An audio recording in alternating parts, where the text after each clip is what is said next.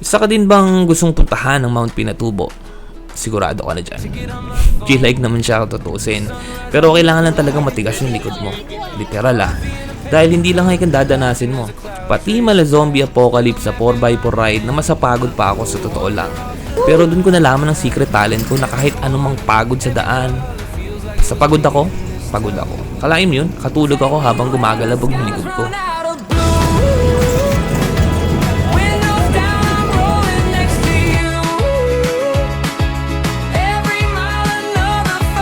At eto na nga, mapapanood yun ang actual experience na kung sakali nagbabalak ang pahirapan din yung sarili mo, no?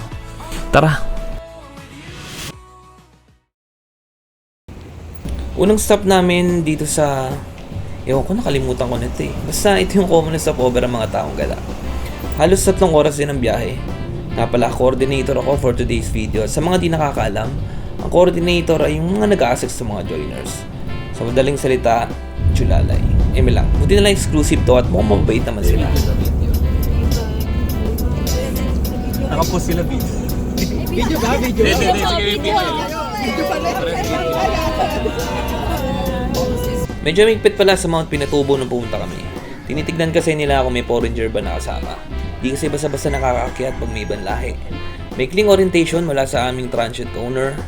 Kita mo sa mukha nila, nagdadalawang isip kung tama ba yung pinasok nila. May pa-exercise pa nga mga boys and girls.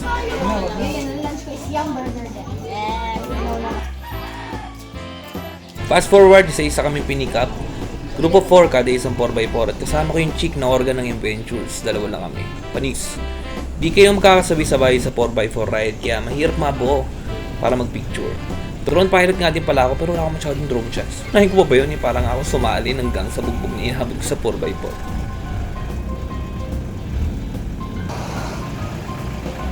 Uso din pala balakaw dito. Dami namin na balakaw, gagi. Akala ko magtutulak pa kami. Sa una lang naman yan siya. Pag nalampasan mo na to, goods na. Sakit na ng katawan po, problemahin mo. Kaya kaming hilahin man eh. Natrap kami. Hilahin kami nun eh. Yun. Hindi na.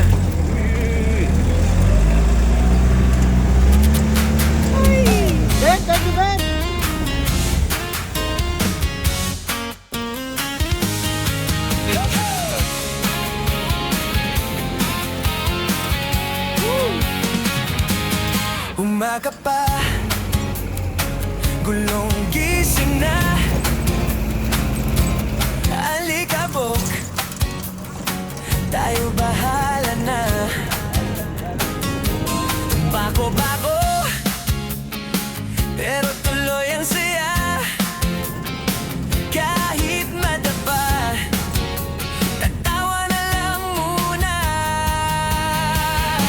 Sige lang, abang lang, kahit gaano kaputik ang daan. Basta't sabay, hindi ka iiwan. Feeling ko madedelisan ako. Nauna tayo. Wala pa yun. Sabi ko na eh, kakawalaan talaga. Hindi namin makita ibang kalahok. Finding Nemo pa nga ang peg. Anyway, may spot dito na mag-i-stop yung 4x4. Only picture, only drone. Ikaw bahala kung anong gusto mong gawin.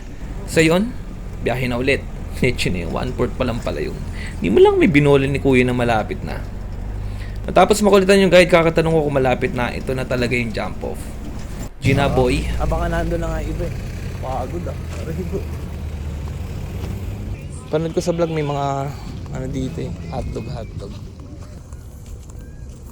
Mga isang oras din ba yan, boss? Daming naipon na laharas sa ilong ko, leche na yan. Sa jump off pa lang, daming mga foods, tubig at kung ano-ano pa. So di ka mangangambang magutom basta marami kang pera. Medyo mahal kasi. Nagantay pa kami, mga 30 minutes din ata yun. 6 lang ata sa mga kasama namin nakasabay, kaya doon na lang namin sila antayin sa crater mismo.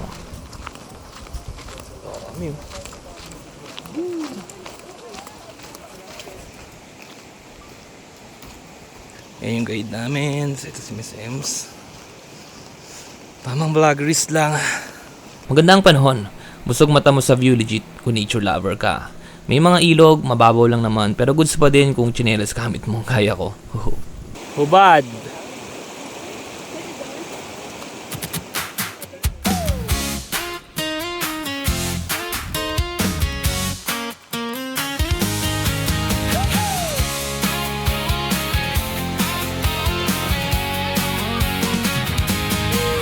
ka pa, gulong gising na, alikabok, tayo bahala na. Bako-bako, pero tuloy ang saya. Kahit madapa, tatawa na lang muna. Sige lang, apak lang, kahit gaano kaputik ang daan. Basta't sabay, hindi ka iiwan. 2 hours. 1.5 lang. Aray ko. Kung ganda, shit. Dami nga lang tao. At yun na yun. Yun na siya. Yun na nga. Ito na maganda Gagi Yasin. Punta ka kasi para malaman mo. Sa huli, pinakita sa atin ng mga pinatubo na ang isang trahedya ay pwedeng maging obra maestra na kalikasan. Beautiful disaster, ika nga. Dahil minsan, ang pinakamagandang tanawin ay nagmumula sa pinakamagandang pagsubok. At tulad ng bundok na ito, kaya rin natin bumangon at mas maging maganda pagkatapos ng unos. Para akong tumula. Salamat sa panonood. Peace out!